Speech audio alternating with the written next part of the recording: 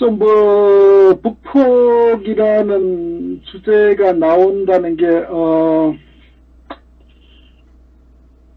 그만큼 이제 지금 우리 보수우파 많은 분들께서 그만큼 어떤 현 시국 상황이 억울하고 안타깝고 답답하고, 분노도 느끼고, 그러니까 이런 탄핵 과정 이후에 참 비정상적인 상황이 계속 지속되다 보니까, 또 보수우파가 워낙 자멸하다시피 한 상태니까, 그런 마음에서 이제 많은 분들이 사실 전쟁력을 누가 바라겠습니까?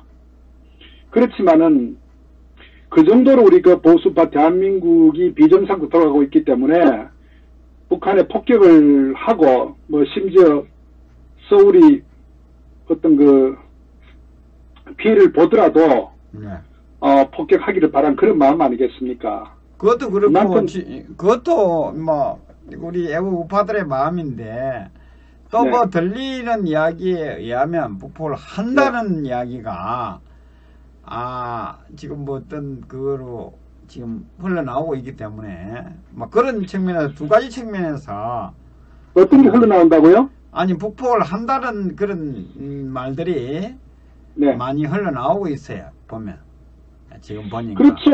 그 얘기는 어떤 작년 작년 그 이야기 최근에 보스도 그 이야기가 기정사실화 되는 것처럼 지금 이야기가 흘러나오고 있는데 그런 측면에서 어떻게 말씀을 해주시면 되겠습니다. 예, 하여튼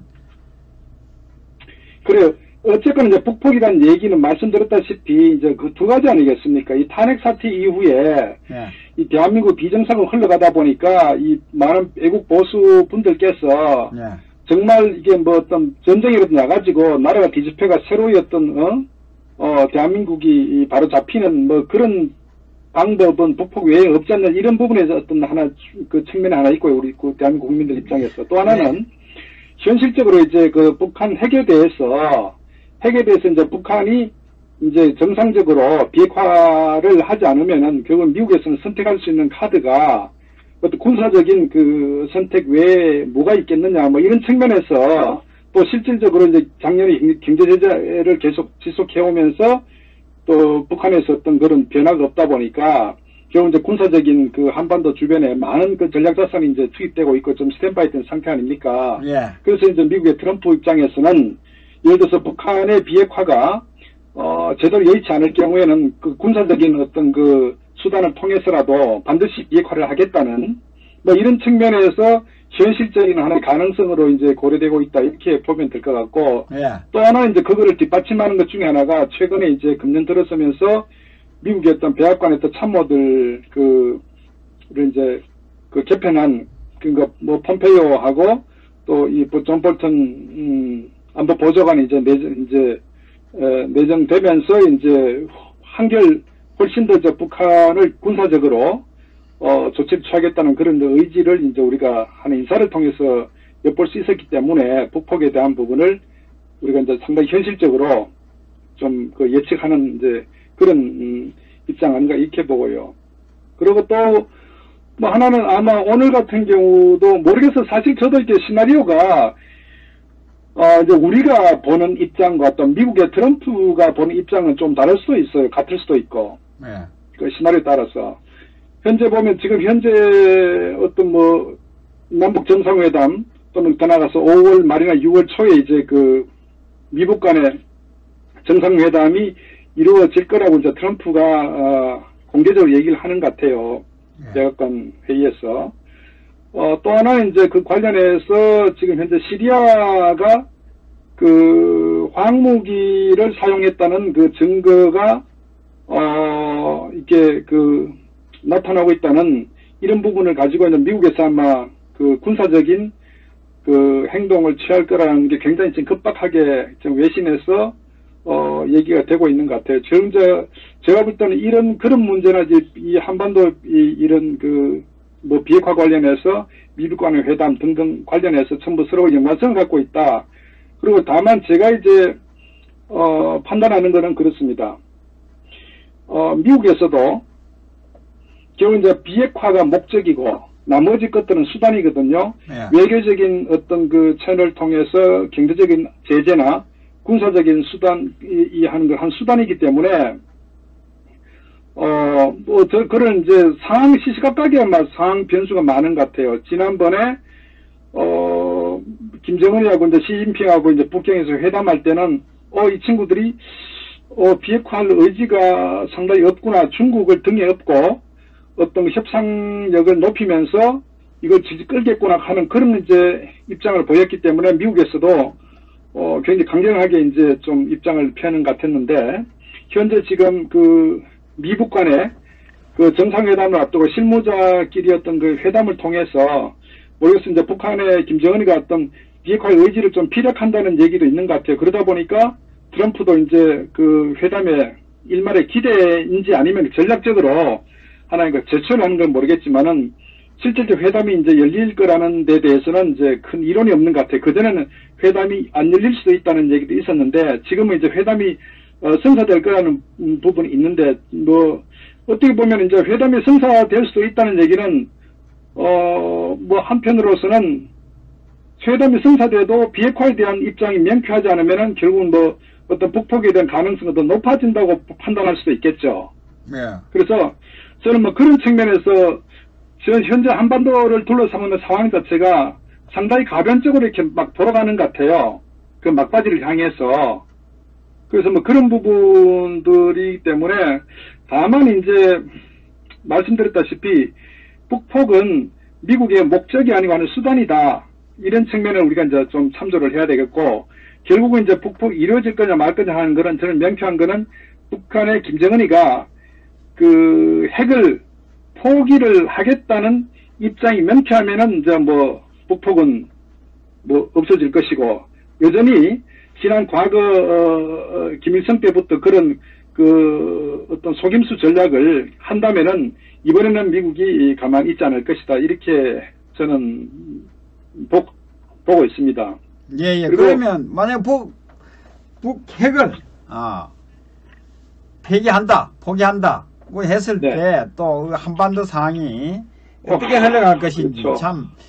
참 한치 앞을 내다볼 수 없는 참 대한민국의 상황입니다. 사실은 제가 이제 걱정하는 건요. 예. 걱정하는 거는 현재 6월달에 마이크 볼턴이 이제 그 대만을 방문한다고 했지 않습니까? 예. 또 하나는 미국의 그 동부가 또 이 태평양 이 전략을 보면은 중국을 이제 견제하기 위해서 지금 현재 이제 이 한반도와 이쪽 주변을 둘러싸고 있지 이 대만부터 또 인도 차이나 저쪽으로 쭉 중국을 견제하는 어떤 이 전략을 추구를 하고 있는데 현재 이제 그런 얘기 들리지 않습니까? 대만을 두 개의 중국으로 그 대만을 이제 중국부터 분리시켜버린 그 전략을 할 경우에 반대로 북한이 김정은이가 핵을 포기한다고 했을 때 그 주한미군 철수라는 부분이 같이 연동돼 있기 때문에 그럼 그랬을 경우에 이제 한반도가 우리가 6.25 전쟁이 발발하게 된 동기전에 그 당시 에치슨 라인이라고 이제 그 한국을 미국의 방위 라인에서 배제시켰거든요. 그런 측면이 만약에 이루어진다면은 사실은 뭐 굉장히 불행한 사태가 올 수도 있죠. 우리 그 애국 보수파 입장에서는. 그래서 저는 그런 상황 자체도 배제할 수는 없다. 왜? 김정은이가 핵을 포기할 때는 반드시 반대급부를 요구를 하고 그 반대급부는 당초에 핵을 개발하게 된 목적과 연동해가지고 그것은 바로 그 한반도의 주한미군 철수를 통해서 이 남북의 연방제를 통한 어떤 한반도 그런 그 사회주의 국가를 만드는 실현하는 그런 측면이기 때문에 거기에 사실 결정적인 이제 그 하나의 변수가 이 문재인 주사파 정권이 결국 거기에 동의를 하기 때문에 저는 그런 방향으로 지금 그 현재 이 남북 간의 그 흐름이 가고 있는 거 아니냐. 이제 그 부분이 저는 사실 좀 우려되는 사항이고요. 그래서 저는 뭐 그런 측면에 전개된다고 하면은 글쎄요.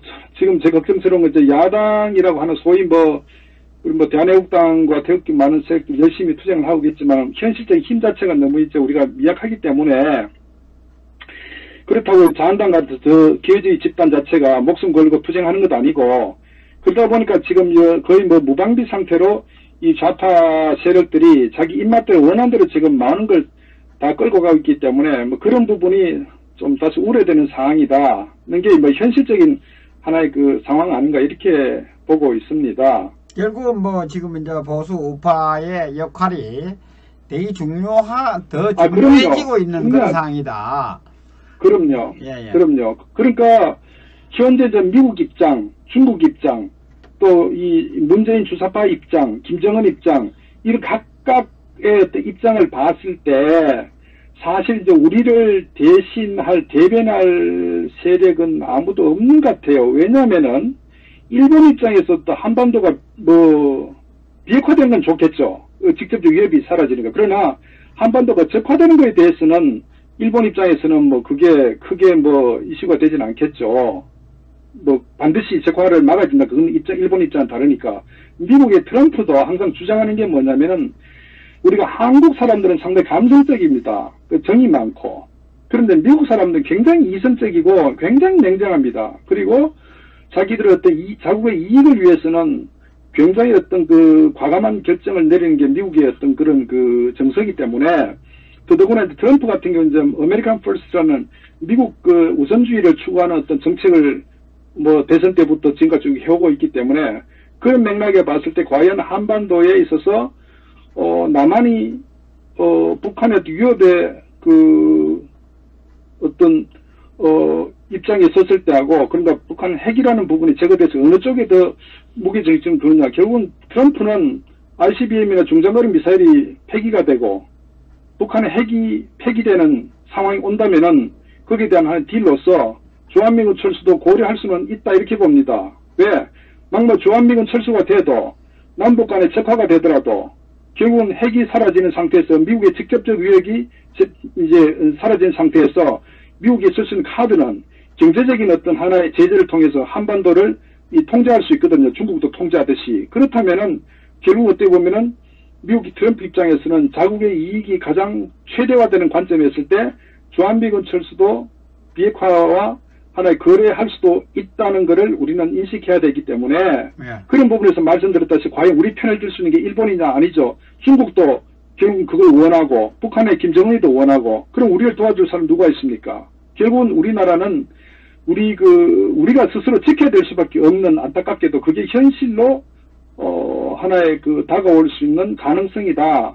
저는 이제 이렇게 보고 있고 그 연장선상에서 말씀드렸다시피 현재 존 볼튼이 이제 대만을 방문한다는 거는 결국은 보면은 지금 중국이 추구하는 이 동북아 확장 전략에 있어서 그 남사군도부터 해가지고 중국이 인공섬을 만들어서 이제 이 태평양 쪽으로 확장하려고 하잖아요. 거기에 이 대만과 필리핀, 이 베트남과 굉장히 중요한데 결국 미국은 그걸 막아야 되기 때문에 한국 대신에 대만을 선택해서 주한미군을 대만에 주둔시킨다고 했을 때 결국은 제가 볼 때는 그것도 충분히 가능한 시나리오 아니냐. 그렇다면은 결국은 또 한반도는 사실은 우리가 예측할 수 없는 또 원치 않는 방향을 갈 수도 있다. 그것도 하나의 시나리오가 될 수도 있다는 것을 제가 말씀드리는데 말씀드렸다시피 안타까운 것은 현재 우리 대한민국 이 정권이 박근혜 대통령이 어떤 집권한 상태 같으면 그런 상황 자체는 아예 없겠죠. 그러나 바로 이 문재인 좌파 정권은 오히려 어떤 그 시진핑이나 김정은의 그런 뜻과 함께 같이 동참해서 이 문제를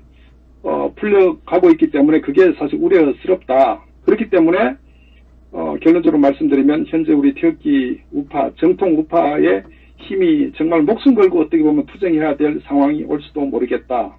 저는 그런 그 판단을 해봅니다. 네, 뭐 또 그리고 또 지금 한국의 지금 현재 상황이 네. 여론 자체가 지금 뭐 젊은 사람들도 마찬가지고 경제적인 부분, 경기라든지 이런 부분에서 민심이 너무나 흉흉하거든요. 지금 현재 힘들죠. 이 부분도 또 그 재인 정권이 유지할 수 없는 상황으로 갈 수도 있는 이런 또 어떤 복병도 있기 때문에 너무 하여튼 여러 가지를 한번 보시죠. 그 다음 논평을 좀 해주시기 바랍니다. 네. 그 다음 두 번째 사항 이제 북폭이 없고 네네. 그 지방선거와 총선에 대해서 대한애국당에서는 제1당이 가기 위해서는 그렇죠.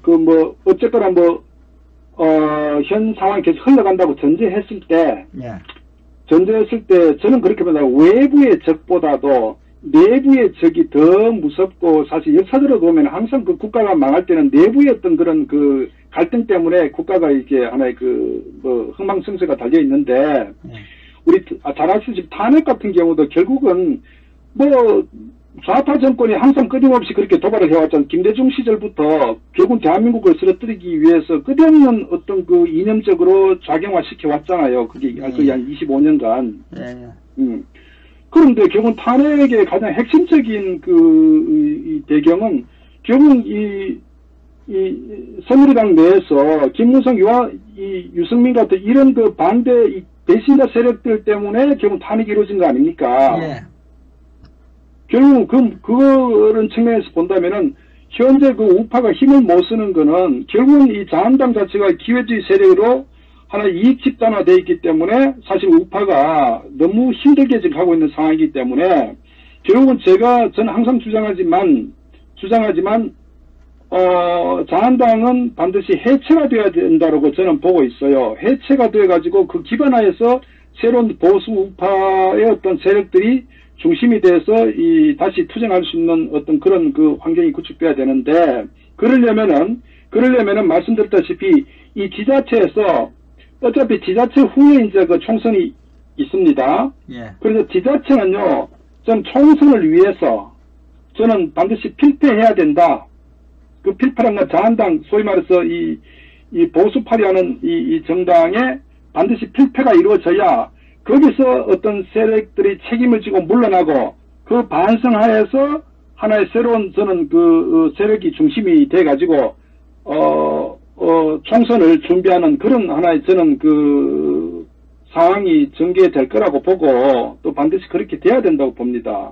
그래서 현재 이제 전국 상황 아시다시피 어쨌거나 현재 그 언론도 이 여론조사 기관도 전부 터무니없이 왜곡 선동하지 않습니까? 문재인가 73% 하는데 73%면 제가 볼 때 20%도 안 나오는데 결국은 언론을 동원해가 그렇게 하고 있기 때문에 어차피 이번 지자체 선거는 아마 문재인 이 좌파 정권이 승리할 가능성이 좀 크다고 봅니다. 왜? 걔는 그렇게 또 만들어 갈 거예요. 만들어 갈 겁니다. 그래서 저는 그 부분이 당장은 우리한테 고통스럽지만 어떤 의미에서는 자한당이 해체되는 나는 그런 부분이 내부보다 외부에서 그런 결과를 통해서 오히려 우리가 다음 총선을 봤을 때는 더 의미가 있다 이렇게 보고 있고요. 다만 이번에 이제 대한애국당 같은 경우는 지금 그렇게 임했으면 좋겠어요. 어떤 의석을 얼마나 확보한다는 측면보다는 국민들에게 이 탄핵의 부당성과 이 대한애국당이라는 정당이 전통 있다는 존재감을 굉장히 많이 알려야 되는 게 저는 중요하다고 봐요. 이번에 가장 중요한 거. 거기에 포커스를 맞추고 있습니다. 무조건 그래가지고 하여튼 이번에 모든 거는 일반 국민들에게 그 박 대통령의 탄핵에 대한 재판의 어떤 부당성도 지금 많이 이제 알려지고 있고 태블릿 PC에 관한 것도 있고 앞으로 계속 이제 앞으로 지자체에 올 긴데 전 지자체 선거에 이제 많은 분들이 나가시되 중요한 거는 자기 당선 측면보다는 어떤 대한애국당의 어떤 존재감 또는 탄핵의 부당성, 이 나라가 잘못되고 있다는 부분에 대해서 항상 가장 강력하게 투쟁하는 정당이 대한애국당이다. 이런 인식을 일반 중도 국민들, 보수파 국민들에게 알리는 것이 저는 이 지자체 후에 주도권 싸움에서 굉장히 중요한 어떤 전략이 될 거다. 저는 그렇게 또 보고 그렇게 가야 된다고 봅니다. 그 부분에서 이제 지금 대한애국당은 이제 이 지방선거에서 그 지방단체장이 당선이 되는 것보다는 대한애국당을 알리고 대한애국당의 어떤 당 지지율이 있지 않습니까? 이것을 올리고 그리고 우리 대한애국당은 우리 지금 이 방송을 보고 계시는 분들 동지님들도 들으셔야 되는데 인해전술로 가야 된다. 이번 지방선거에서는 인해전술 최고의 그 동지님들을 가지고 있지 않습니까? 대한애국당은. 그러니까 우리 운동원 자원봉사를 하고 있는 분들이 완전히 이 서울이면 서울을 자학하다시피 해서 국민들에게 이것을 강력하게 알려야 된다는 그쪽에 아마 초점을 맞춰야 되지 않을까 저는 이렇게 생각하거든요. 그렇죠. 이제 어쨌거나 우리가 당을 알리는 홍보가 이제 핵심이 아닙니까? 그죠? 예. 실질적으로 홍보가 핵심, 이제 홍보에다 방법론적으로 이제 대한애국당은 그 사회적 이슈를 자꾸 만들어 나가야 돼요. 왜? 어차피 이 언론들은 소위 말해서 자한당이나 더불당이나 무슨 또 유승민의 당 이름 모르겠는데 이 3당 중심으로 이렇게 계속 이제 언론에서 오르내릴 거예요. 나머지 군소정당은 의도적으로 이제 제어할 수, 특히 대한애국당 같은 경우는 자기들 껄끄럽기 때문에 의도적으로 아마 이렇게 배제시키려고 노력할 겁니다. 예. 그럼 우리는 뭐냐면 거꾸로 어떻게 하면은 이제 이 정상적 이 대중 매체가 아닌 일반 다가갈 거냐 하는 부분에 있어서 홍보에 대한 여러 가지 이제 현수막도 하고 포스터도 만들 등등 하지 않겠습니까? 예. 제가 꼭 좀 부탁드리고 싶은 것은 개인의 어떤 우리가 7번인데 7번을 알리는 측면보다도 어떻게 하면은 포스터에 대한 이미지를 대한애국당과 어떤 이미지로 좀 이렇게 표현할 수 있도록 국민들에게 전달할 수 있는 그런 아이디어가 굉장히 필요하다고 봅니다. 그럼 현수막 같은 경우도 그냥 7번 대한애국당 이게 아니라 탄핵에서 어떤 부당성의 어떤 이런 부분에 있어서 우리가 이 정상 매체 통해 알리지 못했던 그런 이미지적으로 좀 스토리텔링으로 그림으로 던지 어떻게 해가지고 좀 처절하고 투쟁했던 그거를 국민들에게 쉽게 얘기하면은 탄핵 사태 때 6분 돌아가셨잖아요. 직접적으로 4분 돌아가시고 그거 일반 국민들 모르지 않습니까? 예.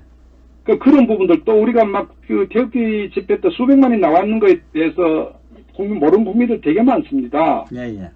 그래서 이런 부분들을 저는 선거 때를 이용해가지고 어떤 현수막이나 또 포스터를 통해서 전국 곳곳에 붙이지 않습니까? 네. 그 붙이는 그 정당 하에 태어난 그 정당이 7번 애국당이다 하는 부분을 저는 이번에 이제 개인보다는 그런 당과 어떤 그런 우리 탄핵에 대한 연관성으로 저는 홍보에 좀 주력을 좀 하시면 좋겠다. 저는 그렇게 하면은 그 후에 아마 지지율이 아마 어느 정도 좀 확보가 되면은 아마 제가 볼 때는 결국 무시할 수 없는 거고 그렇다 보면은 또 우파라고 하는 범보수 우파적 측면에서 어떤 주도권 싸움에 있어서도 어느 정도 좀 우리가 힘을 좀 쓸 수 있겠다. 그렇다면 바로 다음 총선 때 대대적인 물갈이를 통해서 한판 승부할 수 있는 그런 교두보를 확보할 수 있지 않겠나 이렇게 판단을 하고 있습니다.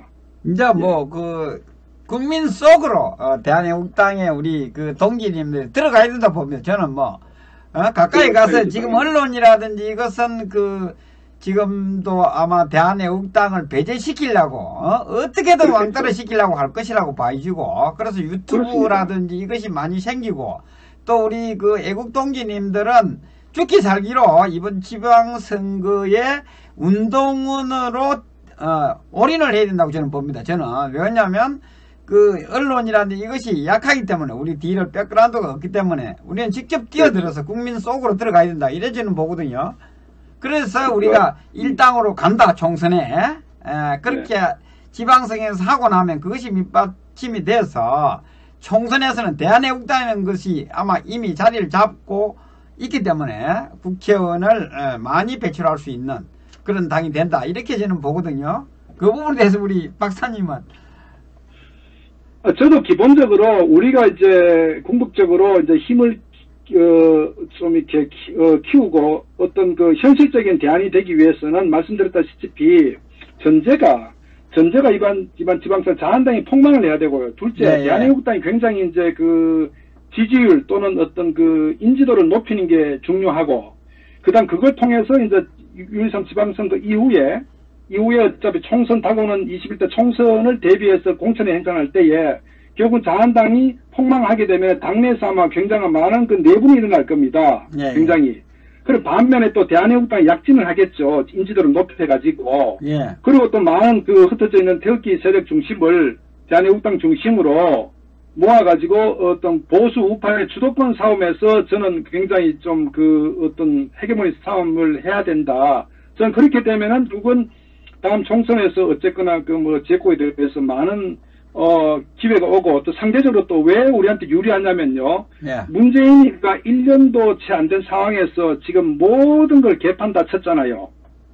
현재는 언론을 통해서 무리하게 지금 대응을 하고 있지만 말씀드렸다시피 현재 경제 상황 자체가 점점 힘들어집니다. 극단적으로. 예, 예. 실업률도 지금 비공식적으로 20%가 넘어요. 젊은 친구들이. 예, 예. 그래서 점점 앞으로 점점 더 힘들어지기 때문에 아무리 언론을 통해서 아무리 여론 지지를 조작해서 하려고 하더라도 국민들이 실질적으로 느끼는 어려움이 감지가 되면은 저는 상대가 무너지면서 이 대한민국당과 태극기 세력이 인지도가 높아가면서 그게 저는 오히려 터닝 포인트가 되기 때문에 기회가 있다. 그래서 우리의 어떤 그 전략은 6.13 지방선거 이후를 겨냥해가지고 모든 전략과